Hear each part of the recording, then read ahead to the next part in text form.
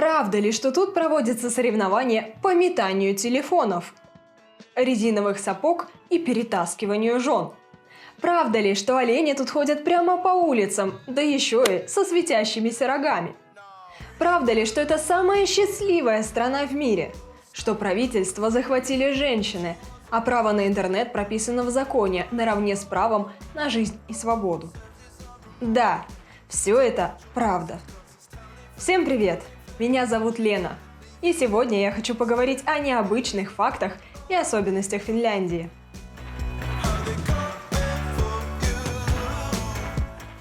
Республику Финляндию сами финны на финском языке называют Суоми. Еще Финляндию часто называют страной тысячи озер. Хотя на самом деле озер тут почти 190 тысяч. Соотношение пресной воды к суше здесь больше, чем в любой другой стране мира. К тому же озера очень красивые. Прибавьте к озерам примерно столько же островов, точно их количество посчитать невозможно, и 70% территории покрытой красивыми лесами. Вот вам и Финляндия. На улицах городов можно увидеть не только белок, но и упитанных зайцев, лосей и оленей. А светящиеся рога – это не какое-то новогоднее украшение. Рога покрывали светоотражающей краской, чтобы сделать животных заметнее на дороге и снизить количество ДТП. Эксперимент проводили в 2014-м, и он с треском провалился. Оленей раздражало непонятное покрытие, и они быстро стирали его о кусты и лишайник. Другое – народное название Финляндии – страна полуночного солнца. Четверть страны находится за полярным кругом. Летом солнце не заходит за горизонт около 75 дней. Зимой, в свою очередь, ночь длится 50 дней, и за это время солнце ни разу не появляется из-за горизонта. Зато северным сиянием можно любоваться почти круглый год. В среднем оно появляется до 200 раз за год.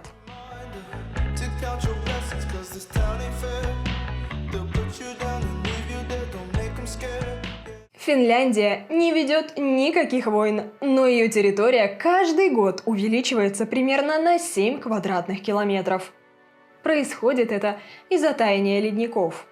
Масса льда перестает давить на материковую плиту, и та постепенно всплывает из моря. Несмотря на климат, почти все в Финляндии ездят на велосипедах. Да, даже зимой. В рейтинге самых велосипедных европейских стран Финляндия занимает почетное 4-е место. А чтобы было удобнее, штаны заправляют в ботинки или носки, и так иногда и ходят. Есть все-таки что-то общее в наших культурах. Финны очень практичные люди. Зимой вместо реагентов дороги посыпают гранитной крошкой. Весной ее собирают специальной техникой. Проверяют на наличие вредных веществ и песка, чтобы на следующий год из-за него в городе не появилась пыль. С 1249 года Финляндия входила в состав Швеции, а потом больше 100 лет была частью России, Великим княжеством финляндским. После революции 1917 года финны провозгласили свою независимость. В Тампере, где Ленин прожил с 1905 по 1907, есть его музей. В 90-е годы оборвались экономические отношения с рухнувшим Советским Союзом, и Финляндия пережила глубокий кризис. Но вместо попыток восстановления промышленности встала на путь высоких технологий.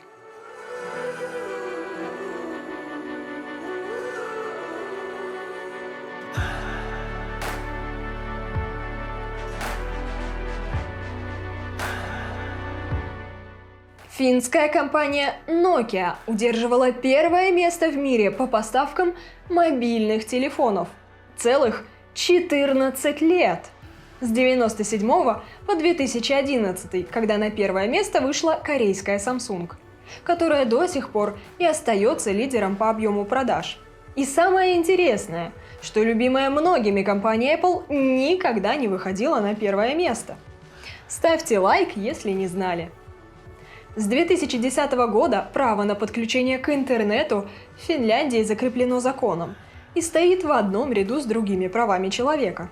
Государство обязано обеспечить каждому из граждан в любой части страны доступ в интернет со скоростью не ниже 100 мегабит в секунду.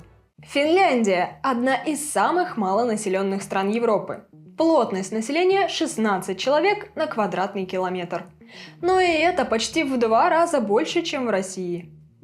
Всего население Финляндии чуть больше 5,5 миллионов. При этом в стране насчитывают больше 2 миллионов саун. То есть по сауне на каждые 2-3 человека. Сауны обязательно есть не только в частных домах, но и даже в многоэтажках. А сауна – это самое популярное в мире финское слово. С 2018 года Финляндия 4-й год подряд занимает 1-е место в рейтинге самых счастливых стран мира. Она не раз признавалась и самой безопасной страной, и самой экологичной, и страной с самой устойчивой экономикой.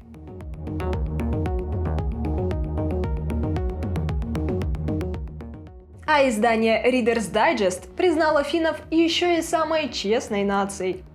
По их заказу был проведен эксперимент. 192 кошелька с семейными фотографиями, контактными данными и наличностью были разбросаны по 16 крупным городам мира. В столице Финляндии, Хельсинки, вернули 11 из 12 потерянных бумажников. В Цюрихе только 4, а в Лиссабоне всего 1. Да и то парой туристов из Нидерландов. Финнов с детства учат быть честными. Им непонятно стремление выглядеть лучше, чем ты есть. По внешнему виду финна, по его дому и машине сложно определить, насколько он богат. Они смеются, что если вы увидели 3-этажный дом, а рядом крутой внедорожник, то это точно русские. Финны всегда выбирают все финское. Доля патриотизма в этом, конечно, тоже присутствует, но прежде всего они просто уверены, их не обманут. Они верят, что местные производители честно сообщают состав продуктов, а надлежащие органы очень честно проверяют и не берут взяток. И ведь действительно не берут. По индексу восприятия коррупции Финляндия годами находится в тройке лидеров. В Финляндии любой желающий без предварительной записи может посетить заседание парламента. А вот, кстати, главы парламентских партий и министерств. Министр образования, министр финансов, премьер-министр, министр юстиции и министр внутренних дел. Все женщины. А премьер-министр Санна Марин, кроме того, стала самым молодым премьером в мире, заняв эту должность в 34 года. Интересно то, что Санна Марин воспитывалась в однополой семье с мамой и ее партнершей. Она активно поддерживает ЛГБТ-движение и участвует в парадах, хотя сама замужем и воспитывает дочку. Гендерного неравенства в Финляндии почти нет. Мальчиков не учат, что они не должны плакать, а девочки не ждут, что им придержат дверь и помогут донести пакет. Финские мужчины наравне с женщинами занимаются уборкой дома, не считая это женской работой. Такое воспитание с принципами равенства, свободы, самостоятельности и честности идет еще со школьных времен. В финской школе все равны. Ученики между собой. Нет плохих и хороших. Не принято сравнивать детей друг с другом. В общем коллективе обучаются и дети на инвалидных колясках. Их стараются максимально интегрировать в общество. Ученики и учитель тоже равны и обращаются друг к другу на «ты» или по имени. Школы. Нет какого-то рейтинга элитных школ. Школа в деревне ничуть не хуже столичной, поэтому просто иди в ближайшую. Предметы. Физика не важнее литературы, и нет школ с углубленным изучением одного предмета. Приветствуется мультидисциплинарность, когда на занятиях разбирают какое-то событие в разрезе разных наук. Но индивидуальные склонности все же учитываются. Старшеклассники могут дополнительно взять 4 предмета по выбору. Экзаменов в школах нет. Финны говорят, либо мы готовим к жизни, либо к экзаменам. Мы выбираем первое. Существует только один обязательный тест по окончании средней школы. Но учителя не беспокоятся о нем, ни перед кем не отчитываются и специально не готовят учеников. Что есть, то и хорошо.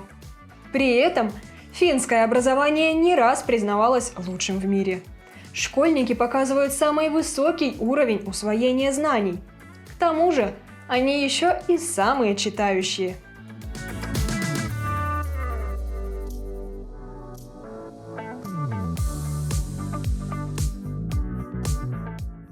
Бесплатно в Финляндии не только само обучение, но и экскурсии, учебники и канцелярия, к которым относятся планшеты, транспорт и даже такси, если ребенок с ограниченными возможностями или живет далеко от школы. И, конечно, горячие обеды. Бесплатное питание предоставляется аж с 1948 года. Обед обязательно включает в себя какое-то горячее блюдо, салат, овощную нарезку или фрукты, хлеб, масло и напиток. И все это на выбор, а не жри, что дали. Кроме школьного образования, бесплатны также и колледжи, и высшие учебные заведения, как для граждан, так и для иностранцев. Это отличный способ перебраться жить в Финляндию.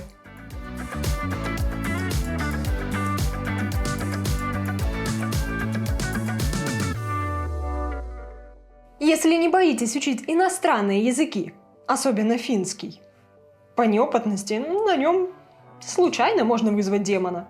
Вот, например, попробуйте прочитать их самое длинное слово.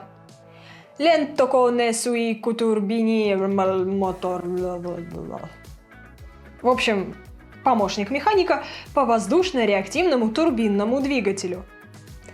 По финскому телевидению иностранные фильмы показывают с оригинальной озвучкой и финскими субтитрами. Благодаря этому финны с детства хорошо понимают английский язык. Им владеет около 80% взрослых. Такая же практика есть и в Южной Корее. О ней у меня на канале тоже есть ролик.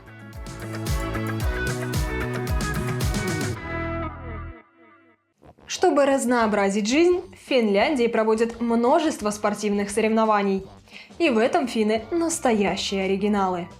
Здесь проходит чемпионат мира по футболу в болоте.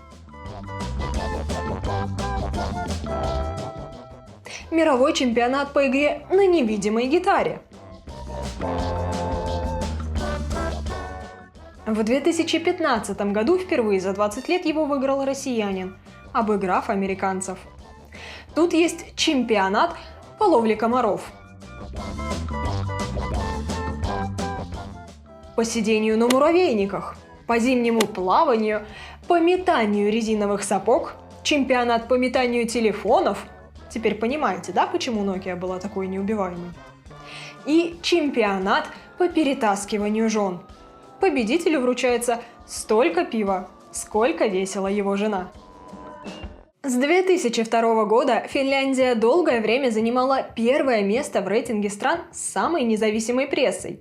Но в 80-е там запретили показывать советский мультик «Ну погоди» по причине излишней жестокости.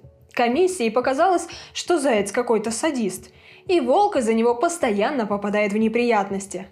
Была история о том, что там пытались запретить мультик «Дональд Дак» из-за того, что тот ходит без штанов. Но это оказалось газетной уткой и попыткой дискредитировать местного министра перед выборами. А героев книг финской писательницы Тувы Янсен «Мумитроллей» любят во всем мире.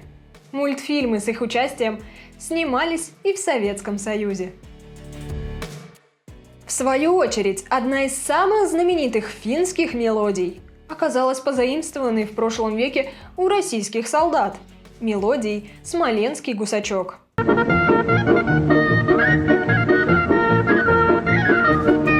Сможете угадать, что за песня? Пишите в комментариях. Использовали в Финляндии и советские автомобили, например, «Запорожец». Но так как это название звучит на финском почти как «свиной хвостик», то продавались они под именем «Ялта».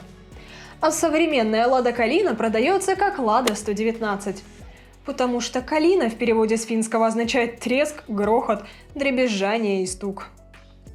Из финских брендов во всем мире стали известны птички Angry Birds, игра Max Payne, косметика Люмьен, магазины Стокман, шоколадки Фазер, продукты Валио и Виола и кофе Паулих. Кстати, финны употребляют больше всего кофе в мире.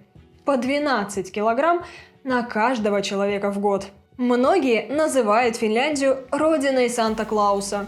Хотя в видео про Турцию я рассказывала, что на самом деле Санта-Клаус родом с территории современной Турции. Но, видимо, оленям на пляже было жарковато.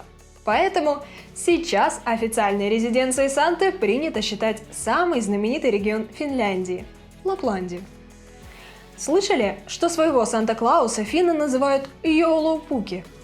А знаете, что переводится это как «рождественский козел» или «ёльский козел» в честь языческого праздника Йоль?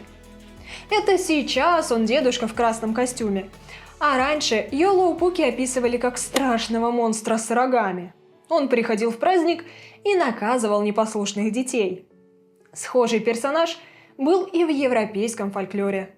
Он сопровождал того самого святого Николая, а звали его Крампус. В самом большом в мире тематическом парке деревня Санта-Клауса можно посетить домик Санты, познакомиться с его оленями и прокатиться на Арктическом экспрессе. Так финны называют оленью упряжку. Ее скорость может доходить до 50 км в час. А в почтовом отделении сказочные эльфы помогут вам отправить открытку.